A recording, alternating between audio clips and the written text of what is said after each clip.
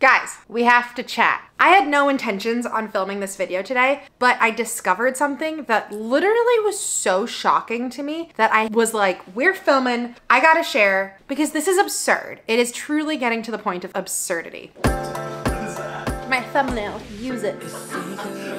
Anyways, my name is Caira. I am a real estate broker in Chicago. I work in the real estate world, buying, selling, renting. We track all of these numbers. I'm quite in the know on how the market works. I'm not gonna stand up here and tell you whether I think that it's unlivable or not. I'll let you guys beef that out in the comments.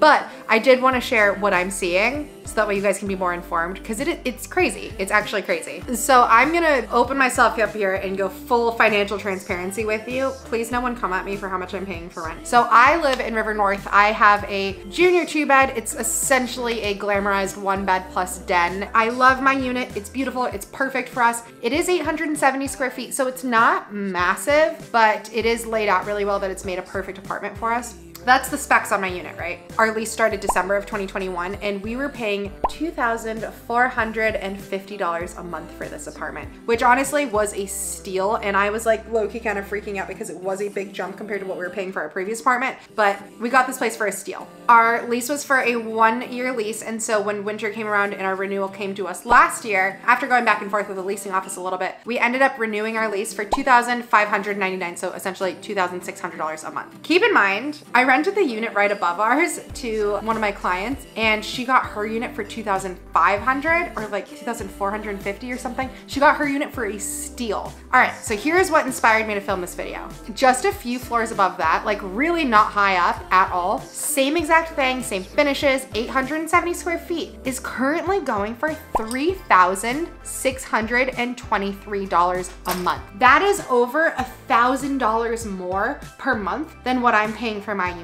$12,000 a year more than for what I'm paying for my unit, which is truly absurd. There's two factors that I think go into this. Number one, we have seen an increase in apartments across the board, but number two, winter pricing is lower than summer pricing, usually not to this drastic of a degree, but sometimes it is that drastic, and it just makes it so you have more well-priced options available when you're looking in winter versus summer. Mind-boggling. So I pulled a couple stats that I wanted to share with you guys just because I had all of these and I thought it might be interesting for you to hear. So I did this all based off of average pricing of 1-beds in Chicago, and I have this categorized as like downtown. Basically the areas that I track for leasing is anywhere from like South Loop to Uptown, Logan Square to Streeterville, so kind of within that bubble. So in August of 2021, the average price for a 1-bed in Chicago was $2,181 a month. Keep in mind that's still like summery pricing. That was a very hot market, and even though it was still pandemic-y times, we were seeing things move pretty quick. So 2,181 at that time felt pretty high. So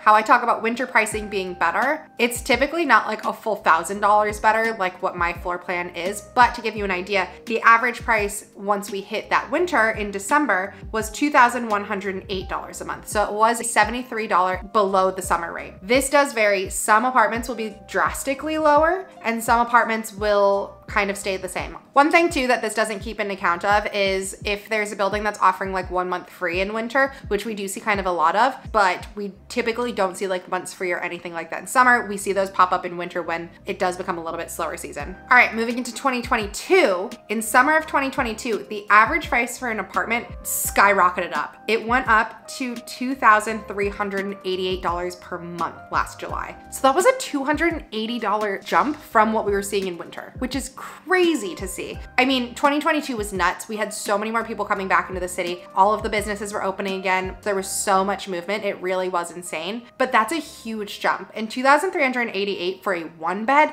is a pretty hefty number. That's on average. Like this includes things that don't have washer and dryer in unit. It also includes some of the really high-end luxury buildings, but like across the board, these prices do not include utilities. They do not include parking. And that was what we saw as average price then. All right, jumping forward into January. So this would have been January of 2023. The average price for a 1-bed did go back down to $2,283 a month. So that one was about a $105 decrease. So this last winter, we did see good pricing, but the market stayed really warm. It felt like we didn't really have a slow season. Things just stayed really consistent through. And so we didn't see as many concessions and stuff, but even with that, winter pricing did kick in a little bit. So we are in May right now that I'm filming this, and the pricing will continue to go up as we get into summer. April through October is when I'd say our pricing hits to be the highest, because you can rent out apartments 60 days in advance. April, we start leasing for June, and June is a really popular time. May, we start leasing for July. And so it kind of just stays really, really popular and hot all the way through. As of right now, in the beginning of May 2023, the average price for a 1-bed apartment is $2,398 a month. So it's gone up $115 since January, which is a big increase. So as you can see, in 2021, summer, it got hot and it kind of stayed there and bounced around a little bit. You see that dip in winter, then you see the big spike in summer of 2022, and then you see it dip a little bit. I think this is the trend that we're gonna continue seeing. Big spike into summer, a little dip into winter, big spike into summer, little dip into winter. Our market is just still continuing to climb. I don't know if this is gonna cap out at some point, but I did pull some soft predictions for the future. These are just predictions. No, I have no way of knowing what's gonna happen in the market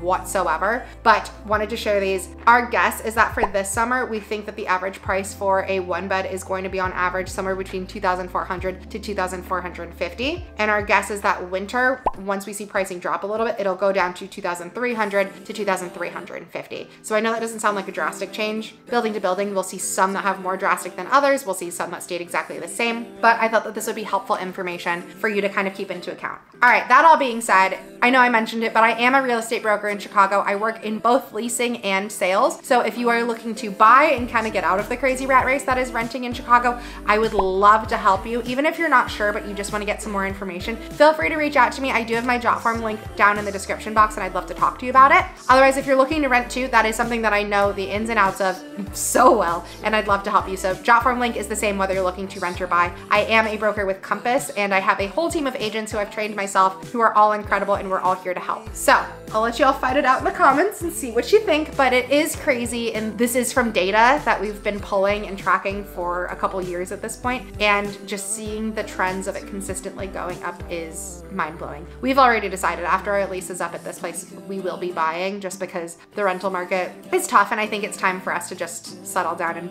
settle down. If you liked this video and you like more of like the analytical like data videos, give this one a thumbs up, just because this isn't something I do a ton of, but if it's something that you find interesting, then I can always pull out more of these. Thank you guys so much for watching, and I will see you next time.